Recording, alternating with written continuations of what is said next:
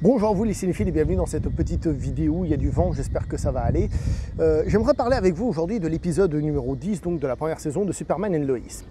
Et en fait, comme vous le savez, j'ai pas parlé de la série depuis l'épisode 6, parce que j'ai personnellement marqué une pause, j'ai pas pu voir un épisode d'une semaine, du coup j'ai laissé traîner encore une semaine, et je me suis dit, je pense que pour moi la série elle est morte, je pense que j'arriverai pas à reprendre, parce que c'est un épisode par semaine, ça convenait, parce qu'il y avait des petits défauts, des trucs un peu quand même cucul à praline et tout ça, et je me suis dit, bon, je pense que c'est mort, malgré que t'aimes bien la série, je pense que c'est mort, et je vous en avais fait un petit message sur la chaîne, disant que je me suis enchaîné les épisodes 7, 8, 9 d'affilée, ça pique donc, et que j'avais adoré, que je m'étais pas fait chier, que tout fonctionnait. La série a toujours ces trucs d'ado, ces machins, et ça fonctionne. Et je me suis dit, mais pourquoi est-ce que ça fonctionne autant, mon Dieu? Qu'est-ce qui fait que ça fonctionne autant? Qu'est-ce qui fait que cette série me plaît autant? Alors, je vous en ai déjà plus ou moins parlé, mais tout d'abord, c'est qu'il y a du Superman de partout. Superman en costume, on le voit peu, mais à chaque fois qu'il intervient, c'est super, c'est une super intervention de Superman, c'est court, c'est intense, ça représente le personnage. Et pour tout le reste, on a Superman donc en costume civil qui est toujours dans une, dans une question d'optique Superman, élever ses enfants en tant que Superman, etc. etc. C'est pas que Superman est rangé au placard avec le costume, pas du tout. Même les enfants, ils ont une relation, certes, de ce que pourrait être un Superman adolescent, donc évidemment plus proche d'un Smallville, ou pour les plus vieux d'un Superboy, hein, pour ceux qui s'en souviennent. On s'en souvient très peu, hein, donc je vais pas faire genre. Mais on a tout cet esprit-là, avec en plus un esprit Lois Lane et tout ça. Ce que je veux dire, c'est que Superman, il est partout, à toutes les secondes de cette série. Alors moi j'aime beaucoup, parce que j'aime beaucoup l'idée de Superman, mais je peux comprendre en effet que pour quelqu'un qui soit moins adepte, cette série ait un côté plus série adolescente, classique, passe-partout.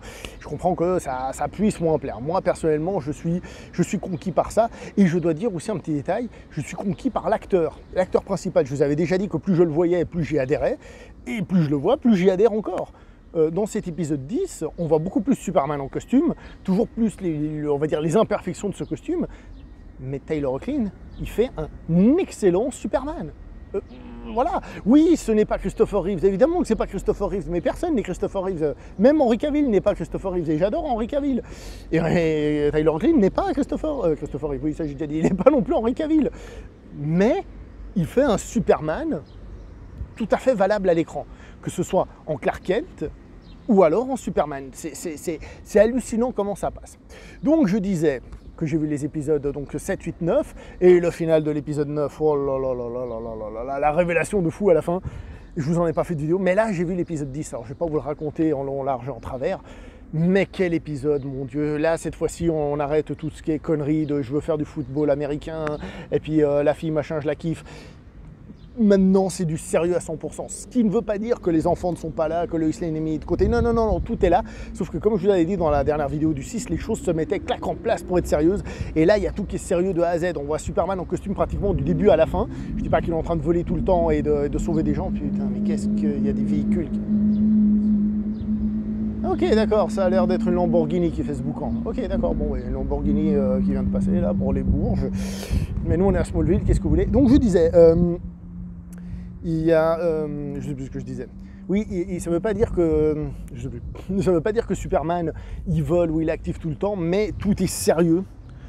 Maintenant, tout est sérieux, tout est là, tout est lié à l'histoire, il y a de la tension, on découvre des trucs et des machins, il y a du suspense. Bon, évidemment, bon, c'est la fin de l'épisode précédent, mais on a des petites révélations un petit peu, peut-être un peu exagérées, mais qui fonctionnent superbement bien. Le coup de la mère de Superman, là, je trouve ça un peu voilà, pas forcément totalement convaincu avec Lana, voilà, mais c'est le seul truc qui m'a vraiment dérangé. J'ai vu cet épisode et de A à Z, je l'ai trouvé très très bon. Mais tout, quand je dis que tout est là, les enfants sont là et ils sont pas relous. Je veux dire, ils font partie du truc. Le père de Lois, il est là et il est pas relou, il fait partie du truc. Lois Lane, Lana, tout ce que vous voulez, le mari de Lana, de Edge, Morgan Edge, tout ce que vous voulez, c'est là-dedans, c'est dans l'histoire et c'est super. C'est super. Cet épisode est un vrai épisode de série télé, un vrai épisode de Superman. Un Superman d'ailleurs peut-être plus comic book, hein, par rapport à la version, par exemple, Christopher Reeves, même si c'est aussi très comic book, mais je veux dire par là, où parfois on a certains excès. Le seul truc qui n'est pas dans ce film, dans cet épisode, maintenant que j'y pense, c'est Captain Luthor, qui reviendra peut-être. Mais je veux dire, Superman qui, comme on l'avait dit dans les épisodes premiers, par exemple, se battait avec un mec en armure ou des trucs comme ça. Mais j'hésite à spoiler ou pas, je vais vous spoiler. Ici, on a cette lutte contre cette armée de Superman et tout, et c'est super, c'est super. En plus, on a une petite conclusion qui fait vraiment avancer l'histoire, mais on sait parfaitement qu'on est clairement pas à la fin de tout ce qui va se passer là. Cette série, elle a un truc magique. Elle a un truc magique. Je ne peux pas vous dire exactement quoi, même si je vous l'ai déjà dit d'une certaine manière, je vais essayer de m'appuyer. Voilà. Elle a un truc magique au niveau de sa représentation de Superman, de ce qu'elle raconte. Oui, il y a des passages plus gnangnans, et je comprends que le côté adolescent emmerde directement certaines personnes, mais quand la série met tout ça en place, eh ben c'est très bon. Là où elle a été très forte, c'est qu'en mettant les trucs en place, il y avait un petit intérêt, bien que peut-être un peu plus compliqué, mais un petit intérêt au niveau de l'aspect Superman un peu partout. Il y avait un truc qui était intéressant. Et maintenant qu'on réunit tous ces éléments, on se rend compte qu'en fait, tous ces éléments réunis sont plus élevés que la simple somme de ces éléments. Et ça fonctionne très très bien.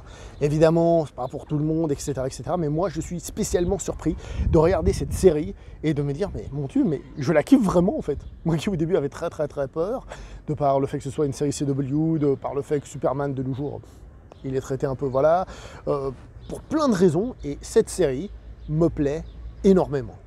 Elle fonctionne, elle a un truc, elle a un charme. Voilà quoi, je ne vais pas pouvoir épiloguer pendant 300 ans, honnêtement.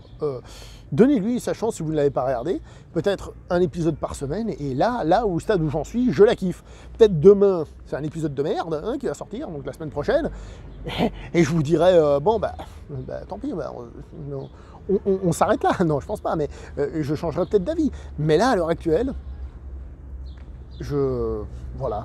Oui, peut-être on voudrait de meilleurs effets spéciaux dans la globalité, machin, un costume de Superman un peu plus stylé, tout ce qu'on veut, mais on est face à un produit Superman comme il y en a eu plein, de qualité. Alors que je ne l'attendais absolument pas et que Superman se fait chier dessus, que ce soit dans les comics, en règle générale, que ce soit par les fans qui pichent que dalle, enfin les fans de comics, on va dire.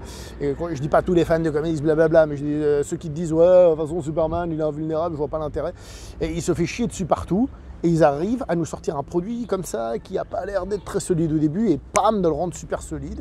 Et moi, ça fonctionne très bien. Voilà, je vais pas aller beaucoup plus loin, hein. Comme vous voyez, l'épisode en lui-même, je vous en parle pas trop, c'est presque plus un cri d'amour à cette série. Elle fonctionne très bien, regardez-la, et voilà. Je suis désolé, c'est bizarre quand même, parce que au début, je sentais que j'appréciais, mais il y avait quand même un côté, bon, ok, je sais ce que je regarde et tout. Là, je sais toujours ce que je regarde, j'ai toujours cette distance, hein, vous voyez. Mais plus le temps passe, plus je me rapproche, moins il y a de distance, et plus je me dis, non, c'est juste réellement bon. Bref, je me répète, etc., etc. Je vais m'arrêter là. Merci à vous si ça vous intéresse de liker, de partager cette vidéo. C'est bon. Vive Superman les gens. Allez, portez-vous bien. Ciao tout le monde.